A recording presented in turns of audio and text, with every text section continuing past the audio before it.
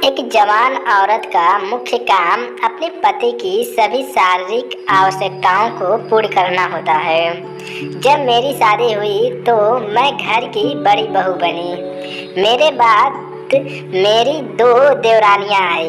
मैं पढ़ाई में उनसे कम थी और नौकरी भी नहीं करती थी, लेकिन वे दोनों मुझसे अधिक शिक्षित और आधुनिक थीं। मुझे खुशी थी कि घर में दो मॉडर्न देवरानियां आने वाली थीं। मैं अपने देवरों से कहती, आप लोगों के साथ नहीं, पर दोनों देवरानियों के साथ मैं अपने सारे शौक पूरे करूंगी।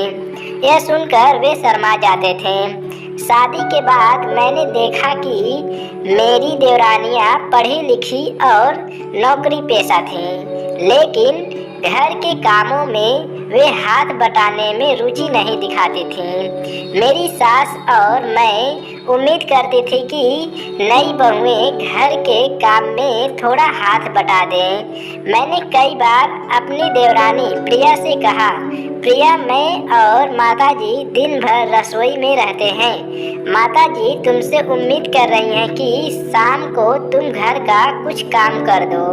प्रिया ने उत्तर दिया, भाभी, दिन भर ऑफिस में काम करने के बाद शरीर में इतनी ऊर्जा नहीं बचती कि घर का काम किया जा सके, और वैसे भी आप तो है ही घर में, तो क्या दिक्कत है। मैं समझ गई कि नौकरी और घर संभालने में बहुत अंतर होता है। मैं अपने काम में लग गई और हर दिन सुबह उठकर सबका नाश्ता टिफिन पैक करने में व्यस्त रहती थी। फिर 2021 में कोविड की लहर आई और मेरे पति और देवर दोनों इसकी चपेट में आ गए।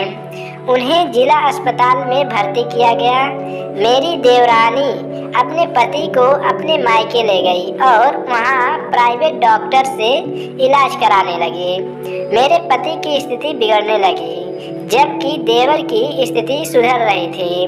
मैंने देवरानी से कहा, भाभी, जीजा जी को भी इन्हीं डॉक्टर को दिखाते हैं, शायद वे ठीक हो जाए। देवरानी ने उत्तर दिया, दीदी, डॉक्टर एक दिन का 3000 लेता है और 2000 की दवाइयाँ और 2000 का ऑक्सीजन सिलेंडर है। क्या आप ये सब खर्चे देख लेंगी।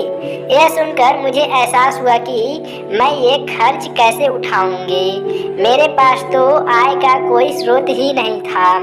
भगवान की कृपा से मेरे पति और देवर दोनों ठीक हो गए और घर वापस आए। देवरानी का ऑफिस भी 1 महीने बाद खुल गया। सुबह उठकर उन्होंने मुझसे कहा, भाभी, आज लंच बना दीजिएगा, ऑफिस खुल गया है। मैंने जल्दी जल्दी सब बनाया। जब वे ऑफिस जाने लगी तो मुझसे टिफिन मांगा। मैं देने जा रही थी, तभी पिताजी की आवाज़ आई, सुमन बेटी, रुको। मैंने पूछा, क्या हुआ पिताजी। उन्होंने कहा, अगर इन्हें लंच ले जाना है तो ये खुद बनाएं। कल से ये जल्दी उठें और अपना लंच बनाकर ले जाएं। शाम को जब हम सब खाने पर बैठे तो पिताजी ने फिर से अपना फैसला सुनाया। मेरे पति ने पूछा, पिताजी, आप ऐसा क्यों कर रहे हैं। पिताजी ने जवाब दिया, तुम्हारी पत्नी दिन भर काम करती है, सुबह 9 बजे से रात्रि 9 बजे तक। बदले में उसे क्या मिलता है, कुछ नहीं। छोटी बहू भी काम करती है 11 बजे से 6 बजे तक, बदले में उसे पैसे मिलते हैं, लेकिन ये पैसे वह सिर्फ अपने और अपने पति पर खर्च करती है। बड़ी बहू को घर के काम के बदले कुछ नहीं मिलता, फिर भी वह निस्वार्थ भाव से सबके लिए खाना बनाती है, लंच पैक करती है। अगर यह सब काम न करे तो मुझे नहीं लगता कि छोटे बेटे और बहू ठीक से पैसे कमा पाएंगे। पिताजी ने आगे कहा, अगर तुम चाहती हो कि यह तुम्हें खाना दे, तुम्हारी हिस्से की गृहस्थी भी संभाले, तो अपने वेतन का आधा हिस्सा इसे भी दो, ताकि कल को जरूरत पड़े तो यह किसी के सामने हाथ न फैलाए।